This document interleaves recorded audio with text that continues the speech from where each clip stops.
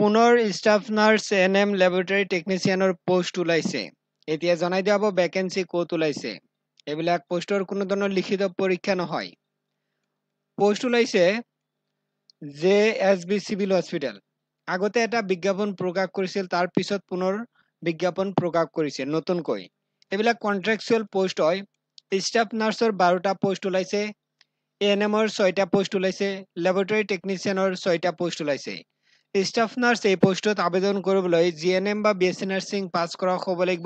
স্যালাৰি 15,000 fix. ANM এই 6টা পোষ্টত আবেদন কৰিবলৈ এএনএম নাৰ্ছিং কোৰ্স কমপ্লিট কৰা হ'ব লাগিব, 12,000 স্যালাৰি ফিক্স।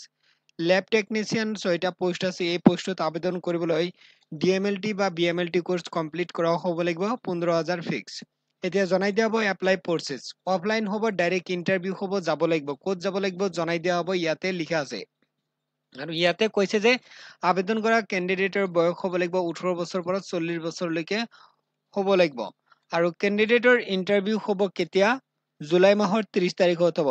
আগতে এটা বিজ্ঞাপন প্ৰকাশ কৰিছিল, তাতে জুলাই মাহৰ 22 তাৰিখত। সেইটো এটা আৰু এইটো হ'ল জুলাই মাহৰ 30 তাৰিখৰ ইন্টাৰভিউৰ বিজ্ঞাপন। আৰু ইয়াতে উল্লেখ কৰিছে ক্যান্ডিডেটৰ ক'ত হ'ব, ইয়াতে এড্ৰেছটো লিখা আছে। আৰু চাওক কি লাগিব, ষ্টেণ্ডাৰ্ড ফৰ্ম। এই ভিডিও ডেসক্ৰিপশন বক্সত লিংক পাব, লিংকত ক্লিক কৰি আগৰ যিটো বিজ্ঞাপন আছিল সেই বিজ্ঞাপনৰ লাষ্টত চাব যে ষ্টেণ্ডাৰ্ড ফৰ্ম আছে, এইটো ডাউনলোড কৰি ল'ব, তাতে ফিল আপ কৰি লৈ যাব লাগিব। ইয়াতে এড্ৰেছটো দিছে যে ক্যান্ডিডেটৰ মানে ক'ত ইন্টাৰভিউ হ'ব। ইয়াতে লিখিছে যে দা জয়েন্ট ডাইৰেক্টৰ কাজলগাঁও চিৰাং, ইয়াতে যাব লাগিব ইন্টাৰভিউ, দিনৰ 11টাৰ পৰা আৰম্ভ হ'ব। এতিয়া কাম কৰক, এই ভিডিও ডেসক্ৰিপশন বক্সত লিংক পাব।